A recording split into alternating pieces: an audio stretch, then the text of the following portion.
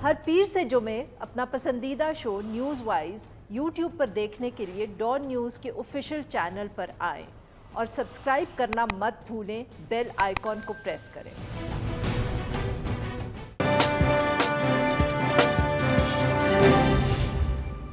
अस्सलाम वालेकुम नाज़रीन, आप देख रहे हैं न्यूज़ वाइज और मैं इफ्तिखार शराजी।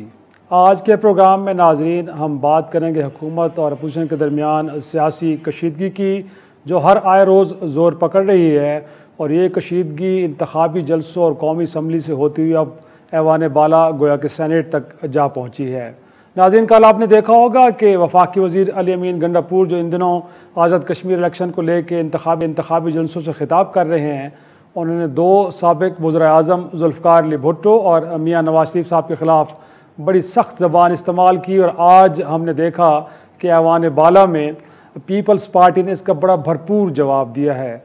और पाकिस्तानी अवाम ने यह भी पहली बार देखा है कि साबिक़ चेयरमैन सेनेट और बड़े संजीदा सियासी रहनुमा तस्वर किए जाने वाले रज़ा रब्बानी साहब ने आज ऐवान में नारेबाजी करवाई।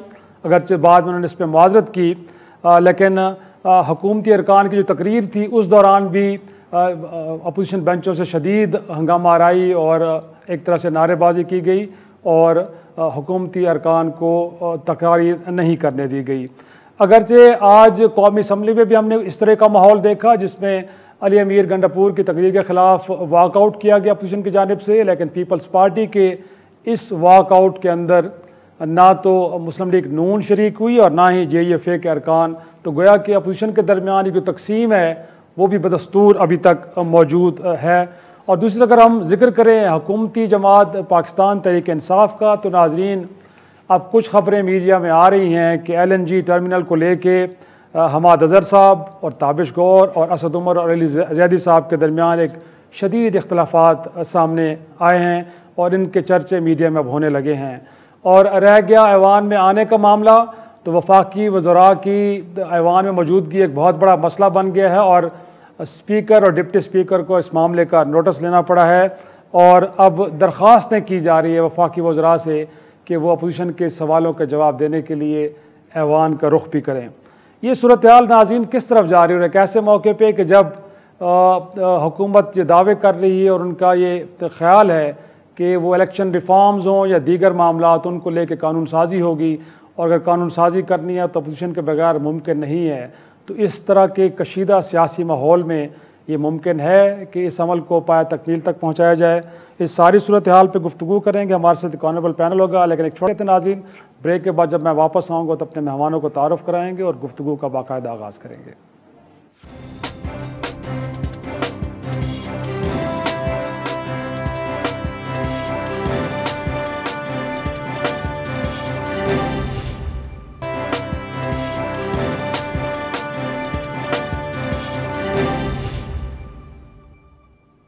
प्रोग्राम में एक बार फिर खुशामदीद। गुफ्तगू का आगाज़ करने से पहले अपने मेहमानों का तारुफ़, मेरे साथ स्टूडियो में मौजूद हैं साबिक़ डिप्टी स्पीकर और मरकज़ी सेक्रेटरी इत्तलात पीपल्स पार्टी फैसल करीम कुंडी साहब। सर बहुत शुक्रिया वक्त देने के लिए। और वीडियो लिंक पे हमें ज्वाइन किया है एजाज चौधरी साहब, सेनेटर हैं आप और आपका ताल्लुक़ पाकिस्तान तहरीक इंसाफ से है। और उनके साथ मेरे साथ मौजूद है जावेद अब्बासी साहब, आप सेनेटर हैं और आपका ताल्लुक़ पाकिस्तान मुस्लिम लीग नून से है। कुंडी साहब, आप क्योंकि कुर्बत है, आप करीब बैठे मेरे, तो क्यों ना गुफ्तगू का आगाज़ आप ही से करें। कल जो कुछ कश्मीर में हुआ और वफाकी वज़ीर ने जिस तरह की गुफ्तगू की उसके ऊपर बड़ा स्ट्रॉन्ग रिएक्शन आया है और एक्सपेक्टेड था कि ऐसे ही होगा। बट उसके बाद पीपल्स पार्टी ने वॉकआउट भी किया, लेकिन देखा हमने ये कि अपोजिशन मुत्तहिद नहीं खड़ी। आज आपके साथ ना तो नून लीग थी ना आपके साथ JUF थी। क्या सर परेशानी है कि वो जो तकसीम है वसी होती जा रही है, अपोजिशन को इकट्ठा होना चाहिए था? बिस्मिल्लाहिर्रहमानिर्रहीम। शराजी साहब, पाकिस्तान पीपल्स पार्टी ने इसके ऊपर कल भी, आज सेनेट में भी, आज मैंने ख़ुद अपने यहाँ पर इस्लामाबाद में इसके ऊपर प्रेस कॉन्फ्रेंस भी की, क्योंकि जिस वज़ीर मौसूफ साहब का मैं जिक्र किया उसको आप और मैं जितने करीब से जानते हैं शायद कोई और नहीं जानता होगा। और मैंने उनकी कुर्बत की चीज़ें अपनी प्रेस कॉन्फ्रेंस में उनका मैंने जिक्र भी किया। सही कि उनको बोझे शहीद जुल्फ़िकार अली भुट्टो क्यों था और क्यों है। और दूसरी बात यह है कि देखिए ये हमारी पार्टी के चेयरमैन के ऊपर थी। हमें अगर अपोजिशन हमारे साथ वॉकआउट करती, बाकी जमातें उनका अपना वो था, लेकिन हमारा अपने पार्टी का पॉइंट ऑफ व्यू था।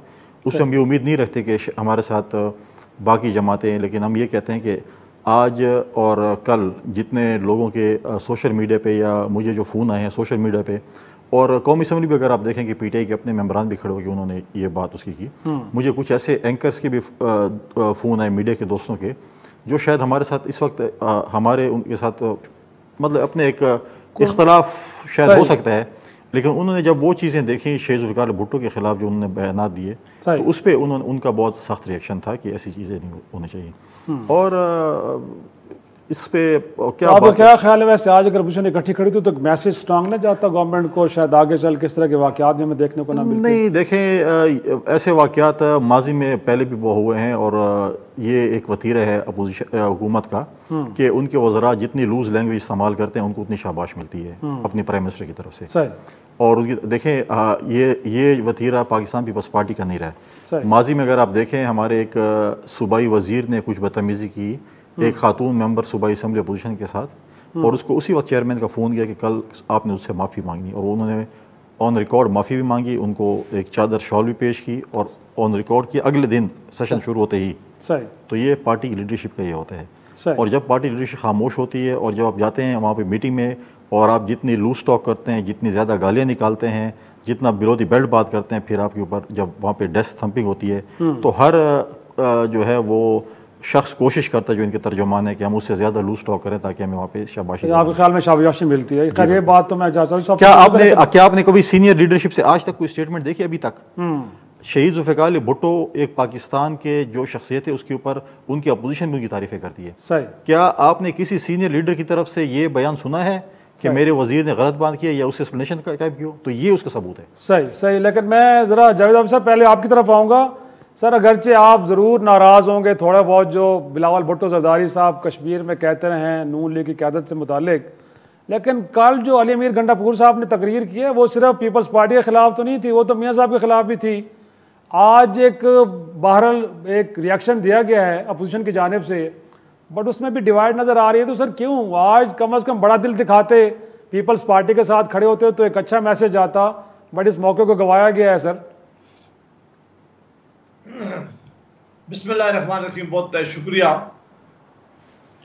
देखें जी, इसमें तो दूसरी कोई राय नहीं है कि पाकिस्तान के रहने वाले हर आदमी ने और बाकी दुनिया में भी जो लोग बैठे होंगे, गंडापुर इस काबीना के वजीर हैं, वो एक इम्पॉर्टेंट वजारत उनको दी हुई है पूरे कश्मीर की।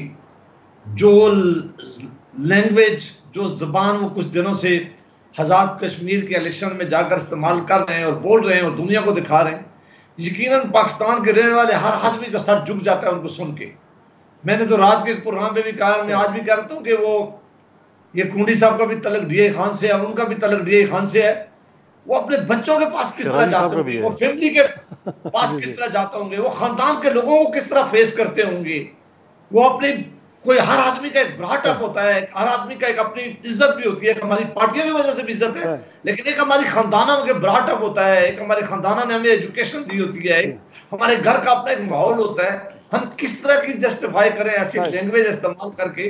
ये सेरा तो सिर्फ इस जमात को जाता है।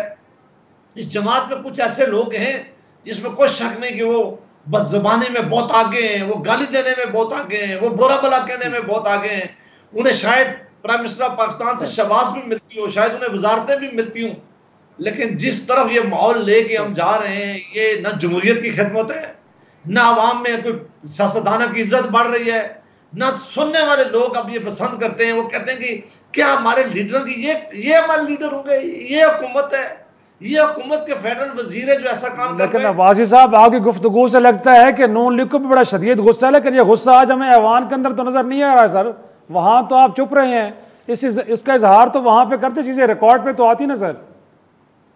नहीं, गुस्सा जरूर था, गुस्सा है भी, और ये है कि अवाम के अंदर उन्होंने ठीक है, चूंकि पाकिस्तान पीपल्स पार्टी के बिलावल भुट्टो जरदारी साहब ने भी चूंकि कुछ दिनों से ऐसी बातें सख्त करना शुरू कर दी हैं जो अगर वो ना करते तो अपोजिशन बरकरार रहती है, अपोजिशन इकट्ठी रहती है। अपोजिशन कुछ इशू पे इकट्ठा हम चलना चाहते थे, पहले उनको पीडीएम से बाहर किसी वजह से वो उनकी अपनी मर्जी है, वो पीडीएम के हिस्से से बाहर निकल गए, लेकिन फिर उन्होंने आज़ाद कश्मीर में भी जाकर बिलावल भुट्टो साहब ने जरा ऐसी सख्त और ऐसे इल्जामात वाली तकरीरें की है कि वो माहौल वाकई नहीं रहा हमारा और पीपल्स पार्टी का जो रहना चाहिए था, जो फायदा था, जो हम इकट्ठे रहते तो ज्यादा मौसर अपोजिशन कर सकते थे और इस हुकूमत को ज्यादा मुश्किल टाइम दे सकते थे। बदकिस्मती हो गई है कि हम आपस में इतनी डिवीजन हो गई है, मिसट्रस्ट आ गया है और आ भी रहा है, जिसकी वजह से हमारा वो इत्तेहाद हाउसेस के अंदर भी देखने में नहीं रहा जो होना चाहिए।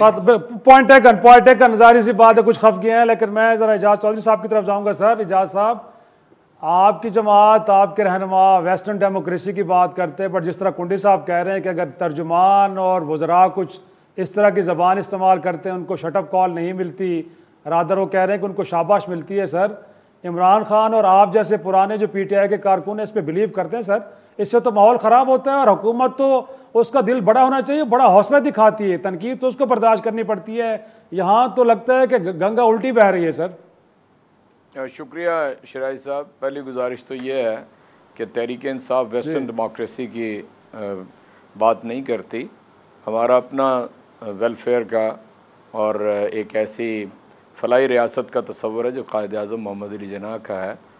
दूसरी बात यह है कि आप तो माशाल्लाह बड़े बाखबर साफ़ी हैं, ब्यूरो चीफ़ हैं। जो कुछ आपने इंट्रो में सेनेट के बारे में कहा, ऐसा सेनेट में नहीं हुआ, और जिस सीनियर पीपल्स पार्टी के रहनुमा का आपने जिक्र किया वो बहरहाल आज बिल्कुल ही आपे से बाहर हो रहे थे, यानी सारा सेनेट फील कर रहा था, सारा सेनेट फील कर रहा था कि वो कुछ ज़्यादा ही जज्बाती हैं। अलबत्ता वेल के अंदर अपोजिशन गई, तहरीक इंसाफ तो मनाने के लिए, समझाने के लिए 2-3 अरकान गए, बाकी सब अपने नशस्तों के ऊपर रहे।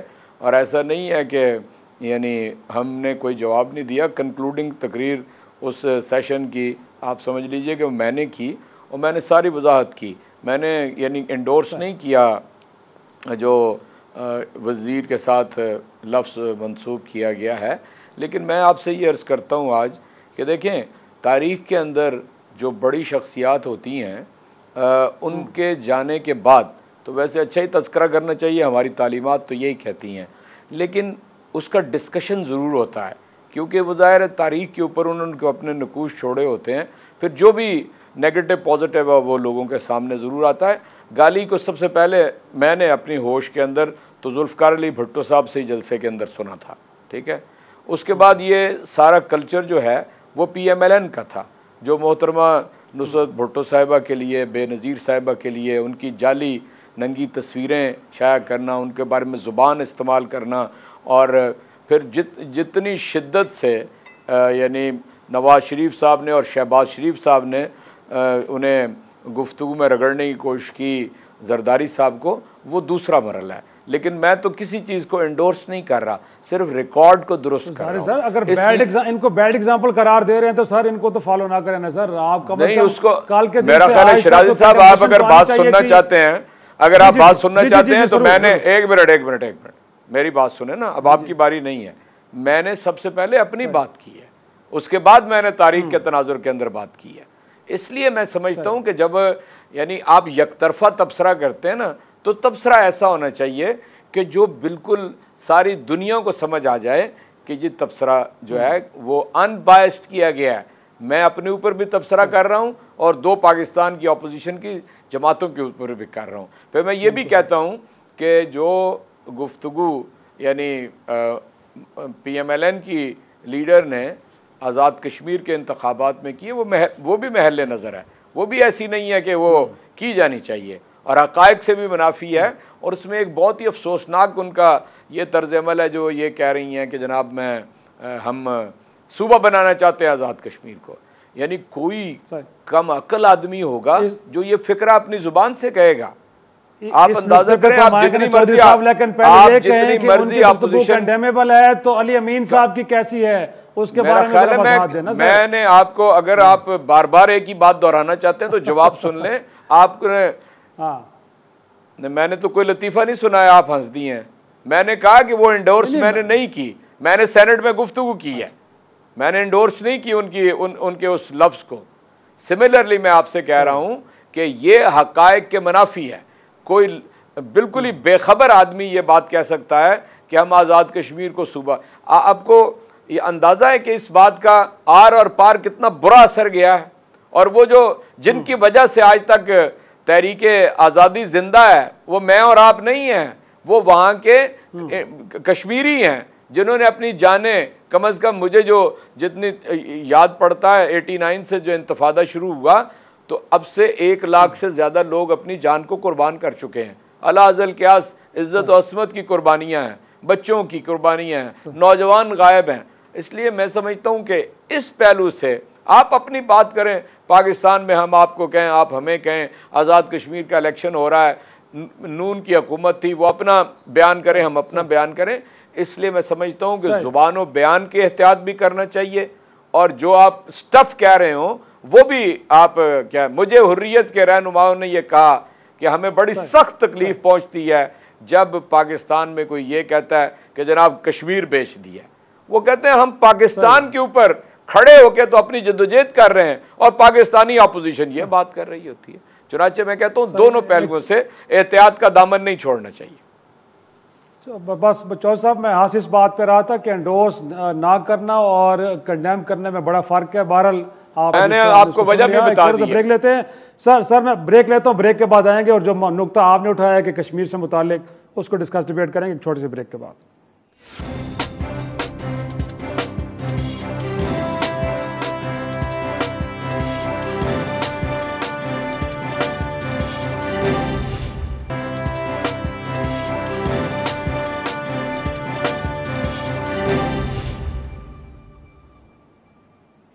शाम एक बार फिर खुश आमदेद। कुंडी साहब, आप ही की तरफ आऊँगा। सर, कश्मीर के इलेक्शन है सर, कश्मीर के मसाइल की बात करें, कश्मीरी अवाम की बात करें, वहाँ पर भी खड़े होकर सिलेक्टर्स फिर कश्मीर का सौदा कर दिया। सर, इससे मैसेज क्या जाता है ख़ुद कश्मीरी अवाम को, फिर इंटरनेशनल कम्युनिटी को, कि हम किन बातों को जिक्र कहाँ पे कर रहे हैं? सर, ये वाकई कुछ थोड़ा सा एतराज़ तो PTI का भी दुरुस्त है कि वहाँ के लोगों की बात करें, मसाइल की बात करें, वहाँ पर भी हम अपनी सियासत को लेकर चले जाते हैं। देखें, आप थोड़ा सा माजी में जाएं, जब इनके वज़ीर-ए-आज़म साहब इस्तिस्ना लेके अमेरिका पहुंचे थे और जब वापस आ रहे थे तो तमाम वफाकी वज़रा एक दूसरे से आगे बढ़ रहे थे कि जश्न मनाया गया था कि वर्ल्ड कप से बड़ा ये अच्छा कि रनवे पे लेट नहीं गए कहीं पे, मतलब है कि इतना आगे बढ़ रहे थे कि वो वर्ल्ड कप से भी 92 का वर्ल्ड कप उससे बड़ा इवेंट वो करके आ रहे हैं। और फिर क्या जी हमारी कश्मीर की जो सालसी का वहाँ पर जो उन्होंने ट्रम्प साहब ने जो कहा कि वो करना चाहते हैं जी, उसकी बात की। फिर वापस आकर इन्होंने कहा कि जी हम हर जुम्मे को जो है वो कश्मीर के साथ ही यकजहती का दिन मनाएंगे। सही। तो गालिबा मेरे ख्याल में 2 या 3 जुम्मे के बाद तो वो जुम्मा अभी तक आया नहीं है कि वो अब क्या करेंगे। अब ये बोलेंगे कोविड की वजह से, बाकी फंक्शन सारे कोविड की वजह से होते हैं, लेकिन कश्मीर का फंक्शन कोविड की वजह से नहीं हो सकता। और SOP तो आप अगर जिस तरीके से आप करें तो फॉलो भी कर सकते हैं, अगर बाकी फंक्शंस हो सकते हैं तो कश्मीर का फंक्शन। लेकिन सर, इससे एक तासुर कैसे मिलता है कि सौदा कर लिया इन्होंने? सौदा कैसे? इमरान खान कैसे? अभी आगे जाता हूँ ना जी। जिस वफाकी वजीर का आपने जिक्र कश्मीर का, जो TV इंटरव्यू में बोले कि जी कलभूषण को तो नवाज शरीफ साहब मुल्क से बाहर लेके चले गए हैं, मुल्क अपडेटेड नहीं थे, उनको नहीं पता था ना कि यहीं पे। अच्छा, सही है, बहरहाल वफाकी वजीर उनको होना चाहिए था, बिल्कुल ठीक है। देखिए, वो कोई 1-2 दिन के वजीर नहीं थे, वो हफ्ते के नहीं थे। सही। और जब आपको भी पता है कि जब वज़रा आते हैं या कोई नए ऑफिस आते हैं उनको ब्रीफिंग दी जाती है। सही। और बहुत इंपॉर्टेंट इशूज़ तो उनको फिंगर टिप्स पे याद होते हैं। जब उनको ये पता नहीं है कि कलभूषण इस मुल्क में है या नहीं है, उसकी हेयरिंग कहाँ पर है, उसकी डेट क्या है, वो उनको पता। जो कश्मीर के सफ़ीर बनना चाहते हैं वो कलभूषण के जो है वो वकील बनने की कोशिश कर रहे थे। तो ये जो इनके जो चीज़ें हैं, जो इनके एक्ट्स हैं, वो आपको बताते हैं कि इन्होंने ये काम किया है। ये चीज़ें इन्होंने, मतलब है कि फिर जैसे अब ये अभी तो ये कह रहे हैं कि हम जब वो सूबे की बातें करना शुरू, अब तो इनको पता चल गया कि उसके ऊपर जो रिएक्शन आ गया, तो अब ये इस पर रिवर्स केयर मारना शुरू कर देना कि ये तो बात ऐसी नहीं हुई। लेकिन कौमी सलामती की कमेटी में सर मामला उठाते हैं ना, क्यों नहीं उठाया आपने? सर 9 घंटे बैठे रहे हैं वहाँ पे, बात करते, असली क़यादत भी मौजूद। देखिए, कौमी सलामती की मीटिंग, पहली तो बात है कि पाकिस्तान पीपल्स पार्टी के चेयरमैन ने बजट सेशन में स्पीकर को कहा कि अपनी कौमी सलामती की कमेटी को जगाएं। सही। उस पर एक मीटिंग हुई, जो कि मैं समझता हूँ कि ठीक है, एक लिहाज से वो भी ठीक है, लेकिन इस पे पूरे पार्लियामेंट का एक जो इन कैमरा सेशन होना चाहिए था। जैसे हमने स्वात ऑपरेशन में किया, जैसे हमने एबटाबाद ऑपरेशन में किया, और तमाम को जवाब देना। लेकिन ये 1 पॉइंट एजेंडा अफगानिस्तान के ऊपर था। अब वो एक लंबा टॉपिक, उस तरफ अगर हम निकल गए तो उसके ऊपर भी एक लंबा टॉपिक हो सकता है। अफगानिस्तान पे हम अगर डिबेट करें तो उसके ऊपर जो है अभी भी मैं समझता हूँ कि वो एक इजलास जो था वो काफ़ी नहीं, उसमें बाकी भी आपने उसके ऊपर इजलास करने हैं, क्योंकि उसमें बहुत सी चीज़ें हैं। सही। अब हमारे भाईजान कहते हैं कि जी हम, पहली बात है कि 2012 में जब सलाल इंसिडेंट हुआ तो उसमें ये हुआ था कि जब अड्डे दिए जाएंगे या नहीं दिए जाएंगे उसका पार्लियामेंट फैसला करेगी। लेकिन मुझे ये बताएं, जो मुल्क आते हैं वो अड्डे मांगते हैं, जो जाते हैं वो अड्डे मांगते हैं। ठीक है, लेकिन सवाल तो बड़ा अहम है। अब वो कहते हैं हम अड्डे नहीं, भाई वो तो जा रहे हैं रात की तारीख में छुप के जा रहे हैं, अड्डे छोड़ के भाग रहे हैं, आप कह रहे हैं हमने अड्डे नहीं देने। सही, भाई कैसी बातें कर रहे हो, वो तो आते तो आपसे अड्डे मांगते, तो जा रहे हैं, तो जाते हुए क्या अड्डे आपसे मांगेंगे। सही। तो मैं चाहूँगा थोड़ा सा एजाज साहब आप ही की तरफ आऊँगा। सर ये वाकई वो कह रहे हैं कि कुछ चीज़ें ऐसी हैं कि जो बता रही हैं कि मामला कुछ गड़बड़ तो है, और फिर ये है कि इस मामले पे खुल के डिबेट भी नहीं हुई, पार्लियामान के अंदर जाके बताएं सर, और जो इनके कंसर्न्स हैं उनका जवाब दें, तो मेरे ख्याल में फिर चौकों चौराहों पे इस तरह की गुफ्तगू में सुनने को नहीं मिलेगी। देखिए शराजी साहब, पहली बात तो ये जो चौकों चौराहों की गुफ्तगू है ना, वो उठा के ज़ाहिर है हमारे दोस्त ही पार्लियामेंट में ले आते हैं। अगर वो किसी संजीदा मौजू के ऊपर बात करना चाहें तो जी ये बात कर सकते हैं, तो पार्लियामेंट में रुकने पार्लियामेंट को कोई नहीं रोक सकता कि वो कश्मीर के ऊपर 10 मरतबा बात करे, कभी नहीं रोका जा सकता। यानी अभी 13 तारीख गुजरी है और आपको मालूम है कि 13 वो यौम शहदाए कश्मीर मनाया जाता। 1931 के जो शहदा थे, हमारी तरफ से करारदाद पेश की गई, तकरीर की गई, इसलिए हम तो कभी नहीं रोक सकते कश्मीर के ऊपर जो भी बात करना चाहे। मैं ये कहता हूँ कि ये जो संजीदा मौजू है इसे आप यहाँ ज़ेर बहस लाएँ, पार्लियामेंट के अंदर हर वक्त तैयार हैं।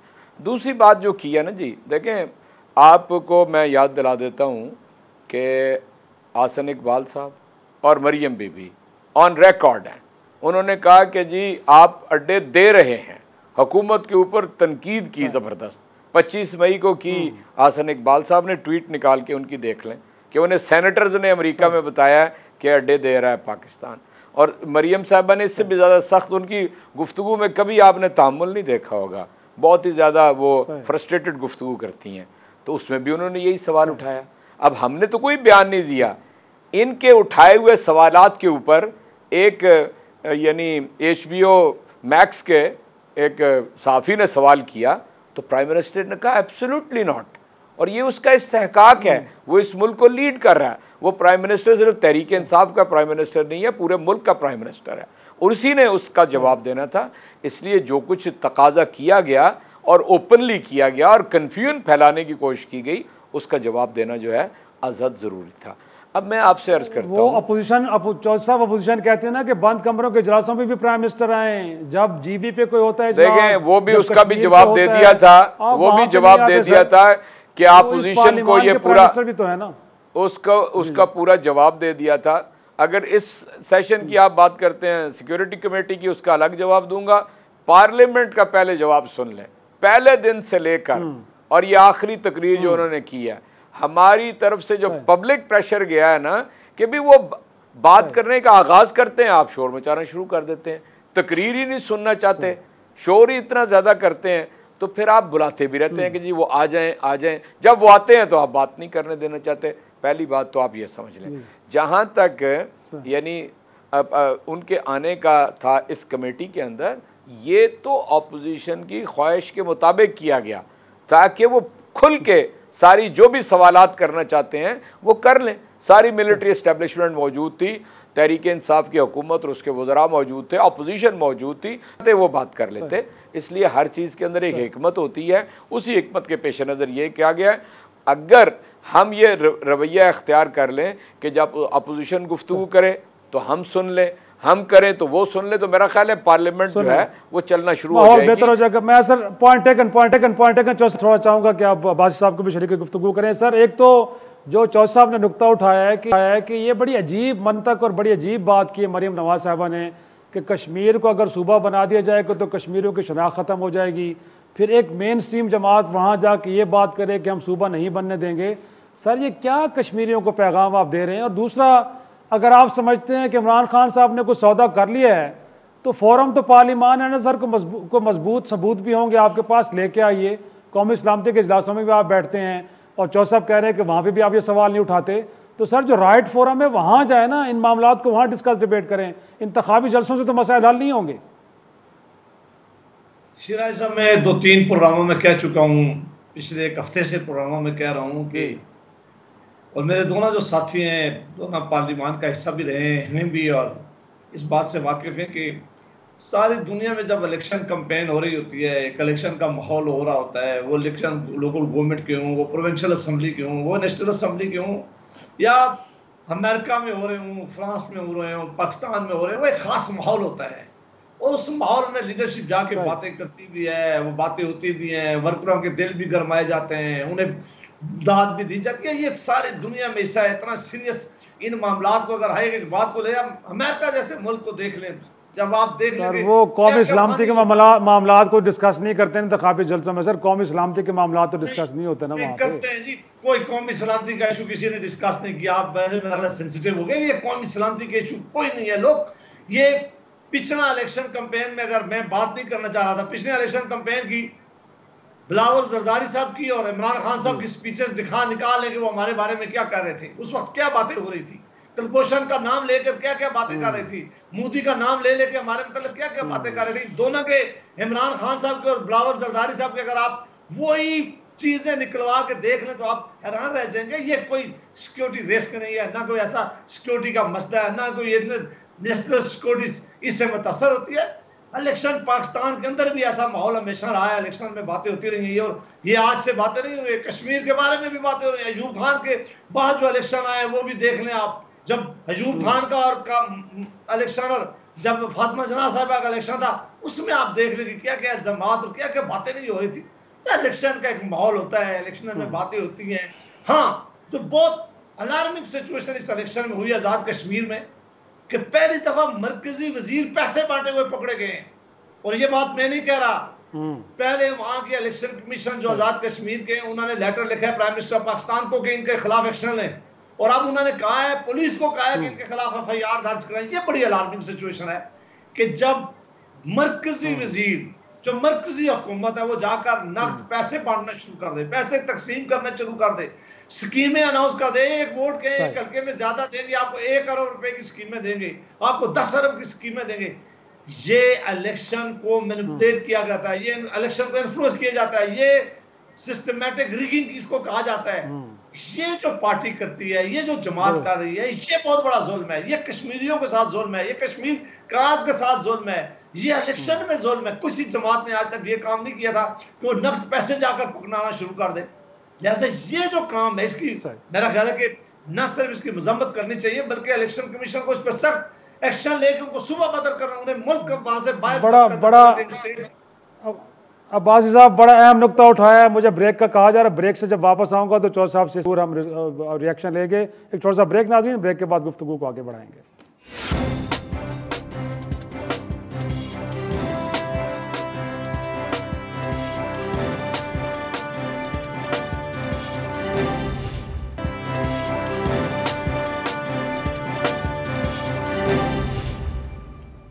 प्रोग्राम में एक बार फिर खुश आमदेद। एजाज चौधरी साहब, आप ही की तरफ आऊँगा। सर, प्राइम मिनिस्टर तो बड़े पूरे एतमाद हैं कि कानून साजी बिल्कुल बिलखुसूस इलेक्शन रिफॉर्म्स को लेकर बड़ी आराम से हो जाएगी, लेकिन सर इस माहौल में कशीदगी के इस माहौल में मुमकिन होगा? इसमें तो मेरा ख्याल में लगता नहीं है कि फिर चीज़ें आसानी से आगे जाएंगी, तो कोई टोन डाउन करने की कोशिश भी करेंगे, और कोई इस हवाले से भी कोई स्ट्रेटजी है PTI की कि नहीं? सर देखिए शराज साहब, मैं आपसे अर्ज़ करता हूँ कि पाकिस्तान के अंदर इंतखाबात की पूरी तारीख़ अगर आप देखें तो कोई पार्टी इंतखाबात के नताइज के ऊपर इत्मीनान का इजहार नहीं करती, इल्ला ये कि वो हुक्मरान बन जाए। चुनाचे क्या सियासी जमातों को इसके ऊपर सोचना नहीं चाहिए? क्या कोई प्लान नहीं बनाना चाहिए कि हमें कोई ऐसा रास्ता तलाश करना है जिसमें सबका इत्मीनान हो जाए? अब मुझे बताइए कि यानी जब भी कोई बात करेगा, अभी कश्मीर का इंतखाब होना है, तहरीक इंसाफ इंशाअल्लाह अल अज़ीज़ जीत रही है, ऑपोजिशन ने यही शोर मचाना है कि जो धांधली होगी जी, धांधली हो गई है जी। इसलिए मैं कहता हूँ, हालांकि इलेक्शन कमीशन माशाल्लाह वहाँ पर भी बड़ा ताकतवर है, पाकिस्तान का भी बड़ा ताकतवर है, और वो इकदामात भी सारी ऑपोजिशन के साहब कह रहे हैं कि चिट्ठी लिख रहे हैं कि अली मीन साहब पैसे बांट रहे हैं, उनको को देख उसके में ये बिल्कुल नहीं, वो पैसे जो है ना जी, जो कैपेसिटी है किसी की, यानी वो सरकारी तौर पे उसी तरह के कोई और पैसे नहीं वो बांट रहे हैं। मैं आपसे अर्ज करता हूँ कि यही तो इलेक्शन कमीशन है, ताकतवर है, वो एक्शन ले, हमने तो नहीं मना किया। और यानी मेरा ख्याल है अपोजिशन के ख्वाहिशात के मुताबिक ही यहाँ पर जो इलेक्शन कमीशन है वो चल रहा है पाकिस्तान के अंदर। कम अज़ कम तो पहला फसाद पड़ा है कराची के अंदर, जो 2 अपोजिशन पार्टियाँ हमने सामने आ गई हैं, वो किसी तरफ नतीजे में नहीं लगा, यानी गिलानी साहब का इंतखाब किसी नतीजे पे नहीं लगा, इलेक्शन कमीशन की जो हालत है। इसलिए मैं कहता हूँ कि जब तक सियासी पार्टियां संजीदगी से रिफॉर्म्स पे नहीं सोचेंगी, पाकिस्तान का इंतखाबी निज़ाम ठीक नहीं होगा। और मैं आखिरी गुजारिश ये करना चाहता हूँ, मैं अपील करता हूँ सारी ऑपोजिशन से कि वो इस पे बैठ जाएं। हम उनसे यानी यहाँ से पब्लिक के सामने भी और पार्लियामेंट में भी अपील करेंगे कि वो बैठ के इन सियासी इख्तिलाफात लेकिन अब तो अपील कर रहे हैं ना कि कम से कम ये बड़ा गोल है, हर दफा इलेक्शन कंट्रोवर्शियल सर आ जाए कम से कम इस कानून। देखिए हम नहीं चाहते कि इलेक्शन कंट्रोवर्शियल हो, और हमने माजी में जब हमारी हुकूमत थी हमने कोशिश की कि हम जो ऐसे कोई पोजीशंस हैं उसको लीडर ऑफ द हाउस और leader of the people, opposition और हुकूमत का इकट्ठे बैठना एक बहुत बड़े मानी है। तो जब हमने ये किया तो हमारे ऊपर इन्होंने इल्ज़ाम लगाया कि तो मुख्य मुखाते खुद ही अपने लोग सेलेक्ट करके ले आते थे और उनसे वो कर रहे थे। अब तो इन्होंने इलेक्शन कमीशन, अब जो इलेक्शन कश्मीर में हो रहा है, जिस तरीके से इलेक्शन के रूल्स की वायलेशन ये कर रहे हैं, उसके बाद कहते हैं हमारे साथ आके हम शफाफ इलेक्शन करवाना चाहते हैं। आप देख रहे हैं जिस तरीके से पैसे तकसीम हो रहे हैं, जिस तरह फंड्स के ऐलानात हो रहे हैं, जिस तरह रास्ते बंद करें ना सर, क्या बंद करें, किस चीज़ के लिए बंद करें और किसके साथ बैठे हैं, कौन कितने, क्या इनकी पार्टी में क्या संजीदगी है मुझे बताएं। कश्मीर का हो वज़ीर आज़म साहब गायब, इंडिया के ऊपर हो वज़ीर आज़म साहब गायब, कोविड पे हो वज़ीर आज़म साहब गायब, किसके साथ बैठे? इनके पास बाकी किसी के पास इख्तियार ही नहीं है। किसके पास इख्तियार नहीं है? 2-3 लोग हैं या प्राइम मिनिस्टर हैं जिनके साथ बैठा जा सकता है, वो है ही नहीं। और दूसरी बात यह है कि अब जो चीज़ें हैं, देखें आपने जो जीबी में किया, आप जो कश्मीर में भी कर रहे हैं, ठीक है, और हमें भी पता है कि आप खुदा ना खास अगर आपकी हुकूमत आई, आप में ये जरूरत नहीं है कि आप ऐलान करें आपके वज़ीर आज़म या आपकी पार्टी इलेक्शन में तो अपोजिशन जीती है ना सर। हाँ देखें, इनमें ये जरूरत नहीं है कि ये या इनके वज़ीर आज़म ऐलान करे खुदा ना खासा कश्मीर में हुकूमत आई तो इनके पार्टी का वर्कर वज़ीर आज़म बनेगा, ATM मशीन ही वज़ीर आज़म बनेगी। अब ये तो देखते हैं, वक्त बताएगा, लेकिन अब्बासी वक्त साहब नहीं बताएगा। हमने तो ऐलान किया है ना कि हमारी हुकूमत आएगी, जियाला वज़ीर आज़म होगा। अच्छा, हाँ, और ये करें कारकुन प्राइम मिनिस्टर होगा। बिल्कुल कारकुन प्राइम मिनिस्टर। बड़ी बात है सर। हमारी ATM मशीन नहीं होगी। अब्बासी साहब, मैं लास्ट कमेंट आपको लेना चाहूंगा, क्या आप भी इत्तेफाक करते हैं कुड्डी साहब से कि ये संजीदा नहीं है कानून साजी में और ना इनकी नीयत है, लिहाजा नहीं हो सकती, या सिस्टम के अंदर जो खराबी है उसके जख्म खुर्दा तो सारे हैं, आप भी यही रोना रो रहे हैं? बिगर गोल क्या है सर? बिगर गोल क्या है? क्या कानून साजी में तावन करेंगे हुकूमत से, या आप भी राहें जुदा करके बैठे हैं? लास्ट कमेंट सर, और बड़ा ब्रीफली। देखें तो इसमें तो कोई शक नहीं कि इस मुल्क में फ्री और फेयर इलेक्शन कराने के लिए जो भी इकदाम होने चाहिए वो जरूर करने चाहिए। सियासी जमातें भी बैठना चाहिए, हुकूमत को भी बैठना चाहिए और बाकी स्टेक होल्डर को भी। लेकिन जो भी लॉ जिस पे आप बात करना शायद चाह रहे हैं, जो में जिसने बलडोज करके इसको मंजूर करवाया, काश इसको नेशनल असेंबली में इसको डिस्कशन करने देते, लोगों को उसमें बात करने देते, अमेंडमेंट आने देते। अब वो जब सेनेट ऑफ पाकिस्तान में पहुंचा तो इलेक्शन कमीशन ने कहा कि ये लॉ आइन के साथ मुतसादम है। ये हम नहीं कह रहे, ये एक आईनी अदारा है, इलेक्शन कमीशन जिसकी जिम्मेदारी है इस मुल्क में फ्री एंड फेयर इलेक्शन करवाने के, वो कहते हैं कि ये आइन से मुतसादम है। और मैं इसकी कई आर्टिकल है जो खुद बता सकता हूँ जो आइन के मुतसादम है। कोई कानून साजी आप कर ही नहीं सकते जो आइन पाकिस्तान के मुतसादम हो। लिहाजा ये एक ऐसा गुनाहों और मुश्किल ऐसा काम करने जा रहे, ऐसी रिवायत डालना जा रहे थे जो ना तो मुमकिन भी नहीं थी और जिसकी वजह से बहुत बड़ा नुकसान हो सकता है। लिहाजा इसका एक ही तरीका है, जो लॉ ये लेके आए इसको नेशनल असेंबली जिसने पास किया सेनेट में आए हुए सेनेट से विड्रॉ करें। सारी सियासी जमातें जो पार्लियामान का हिस्सा है उन सब की एक कमेटी बननी चाहिए, दोनों हाउसेस की कमेटी बने, वो बैठकर एक जो है बनाना चाहिए उन्हें लॉ जो है इसमें अमेंड करके नया लॉ आना चाहिए जिसमें फ्री एंड फेयर इलेक्शन हो सके, तो तब उसकी कोई बैकिंग होगी और काबिल कबूल होगा। ये लॉ न किसी सियासी जमात को कबूल है। इलेक्शन कमीशन ऑफ पाकिस्तान जिन्होंने इलेक्शन करवाना है उन्होंने लेटर लिखा है, उन्होंने कहा कि 26 क्लास की ऐसी है जो आइन से मुतसादम है। तो वो अदारा कह रहा है कि हमारी पावर लेके एग्जीक्यूटिव जो है वो नादरा को पावर दे रहा है। अब इनके चिल्लाने के point taken sir, point taken. Abbasi साहब इसी अच्छे नोट पे कि इन चीज़ों को संजीदगी से देखना चाहिए। ख़त्म करते हैं। तमाम मेहमानों का शुक्रिया, इजाज़त दीजिए नाज़रीन, खुदा हाफिज़।